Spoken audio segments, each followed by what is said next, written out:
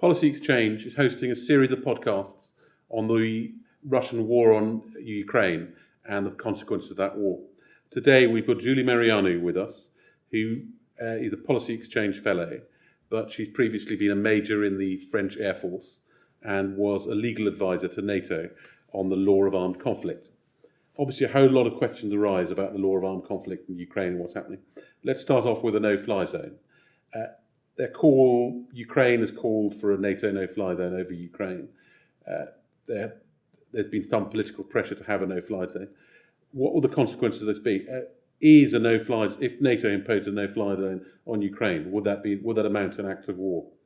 Yes, thank you for asking this question. I mean, first of all, I think NATO last 4th of March, with the foreign ministries, the meeting refused to, agree on a no-fly zone. So that won't be probably the case until another meeting. But having said that, the no-fly zone is a military area, if you want. You have an area where the aircraft from the enemy are denied entry, and that's in this area, in this airspace, you can even shoot down any enemy aircraft that try to get in. So it's pretty powerful, but it doesn't amount as an act of war. And so it doesn't amount to an act of war itself? No, but it will probably bring an escalation of the conflicts as such. Because there'd be NATO planes. Yes, NATO plane will be Russian If you look at the rules of engagement of the no-fly zone, for example, they can go quite far, and that's for the coalition then to decide how far they want to go. But in a no-fly zone, once a no-fly zone is decided, you can even bomb airbase that are on the ground. You can shoot down the enemy airplanes, but also you can pursue them outside Ukraine. So are they allowed to go in Belarus or even to Russia if a Russian airplane tried to enter the no-fly zone? So that will amount effectively as a conflict.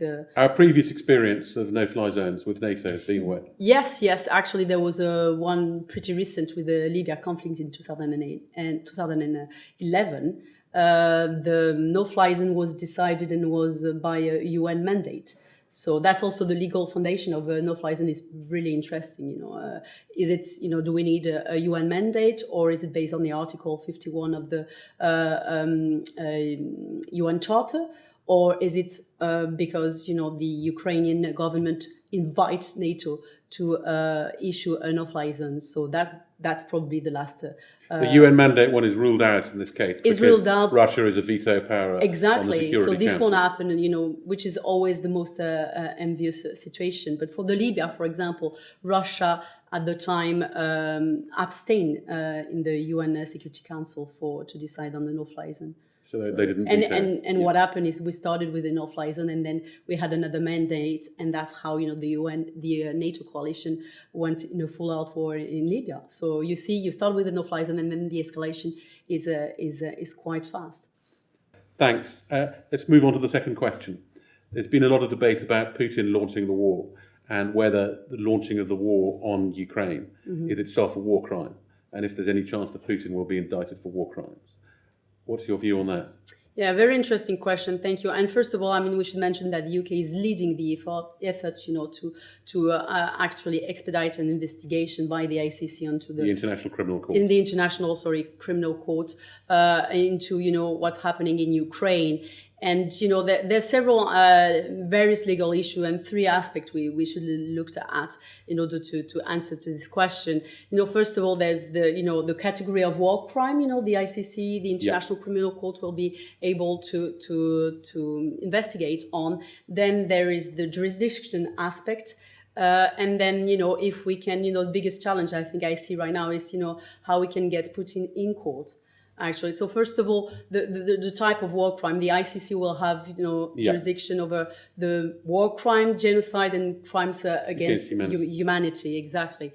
And secondly, about the jurisdiction, it's worth mentioning that neither Ukraine nor Russia are party to the International Criminal Court. Neither Ukraine nor Russia are Exactly. party. So, normally they cannot have jurisdiction over this, but there is a legal pathway that Ukraine actually, after the invasion of Crimea by In Russia, 2014. yeah, exactly. They issued a declaration based on Article 12 of the ICC and the Rome Statute, which allow actually the ICC to have jurisdiction over the crimes committed on its territory. So it will be feasible to do that.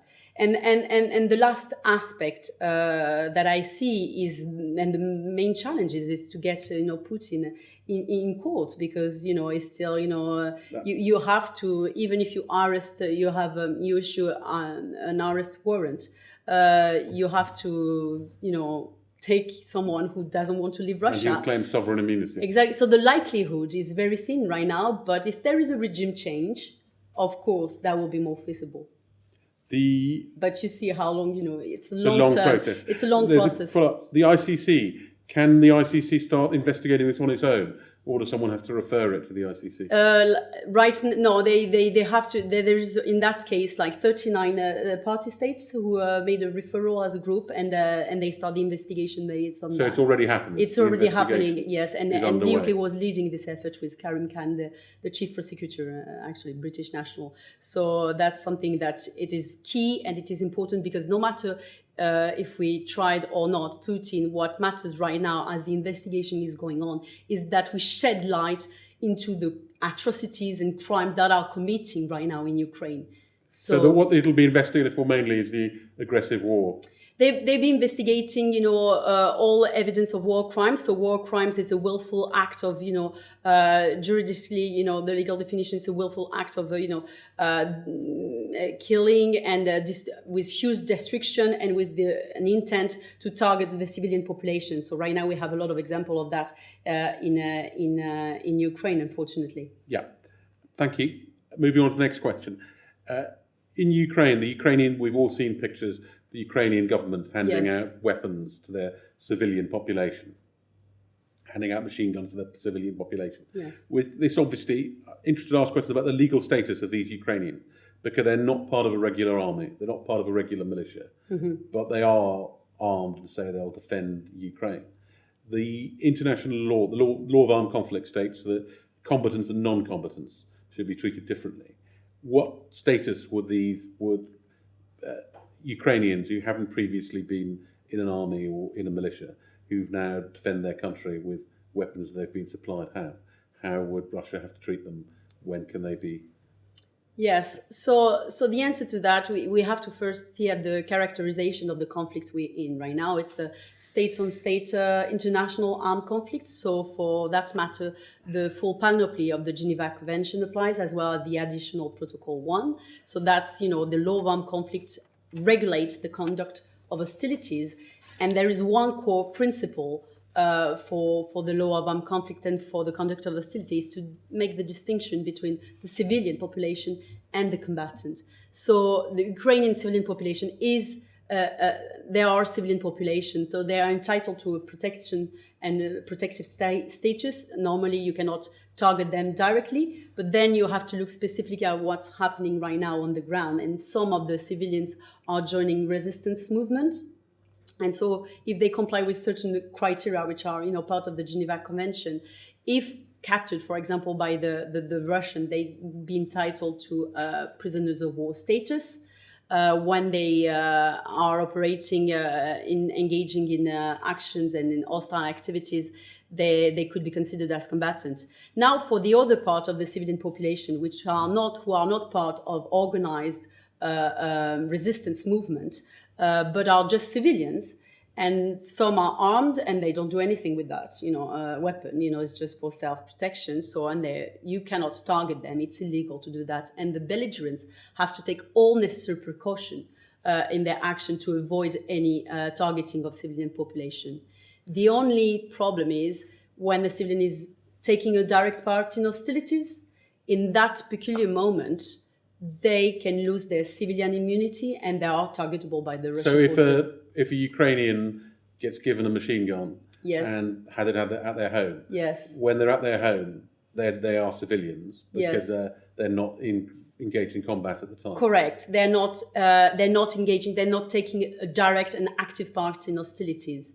But if they are so, they lose for this time only. So as long as they take a direct part in hostility, they lose their civilian immunity. In an article you're writing for Policy Exchange, you've raised the concept of levée en masse. Yes. Could you just explain that a bit and why that's crucial for this conflict? Yes, the levée en masse actually is still crucial, but was really crucial at the very beginning of the conflict when the definition of the levée en masse actually is one of the that is very belongs a little bit to other conflicts and even the Second World War and the resistance and the revolution to the French Revolution and the American Revolution. So but the concept goes back centuries. It goes back centuries, and it was resurfacing in a bit, with this conflict, because what we've seen in Ukraine is that the civilian population spontaneously gathered together and take arms. And the second, aspect of the levée en masse is this happened in non-occupied territory. So while they were doing that, the civilian, they actually gained the status of combatant. They could be considered as a combatant, but you need to fulfill these two criteria. And as the conflict moves on, what we see right now is we cannot qualify in one way all the civilian population. There's a plurality, and especially of the resistance, that the plurality of status around. So because now the Ukrainian government is, giving arms, to some civilians, part of the civilian population, and because some territory are occupied, we don't have a levée en masse anymore. But it was part of the beginning of the conflict. Do you think you've been involved in advising Western forces on their legal status of their armed interventions? How does Russia respond to these things? Does Russia have similar people than you telling them whether their actions are legal or not? Yes. I think, Russia is doing a great job in that sense. And I think they also engage in a type of what I will call the use of law and abuse of law at a certain aspect, and the use of lawfare, while to support their kinetic activities. What I mean is that they're really keen on making sure that, they're not portrayed as, violating the law of armed conflict, even if they do that by doing indiscriminate attack, on urban area. Hospital, for example. Exactly. But they will always try to find a justification legally. So, for example, the hospital, they will say, well, this was taken over by the Ukrainian resistance, so by combatant, and hence he lost his status as a civilian facility, but it became, a control and command facility, so it's a legal target. So you will always see that, and it's very important that we push back and we counter this, legal narrative, which is so wrong. We counter the Russian legal narrative. Exactly, it's part of their lawfare strategy to reinforce their legitimacy in conducting the hostilities, not just on the justness of the war itself. Thanks. One last question, which is. Ukraine has asked for people with military experience from other countries to volunteer to fight for Ukraine, and we've seen in press reports that there are some ex-British soldiers, retired major, who have volunteered to fight for Ukrainian forces. What's their legal status, both from a perspective of international law, but also from a perspective of British law?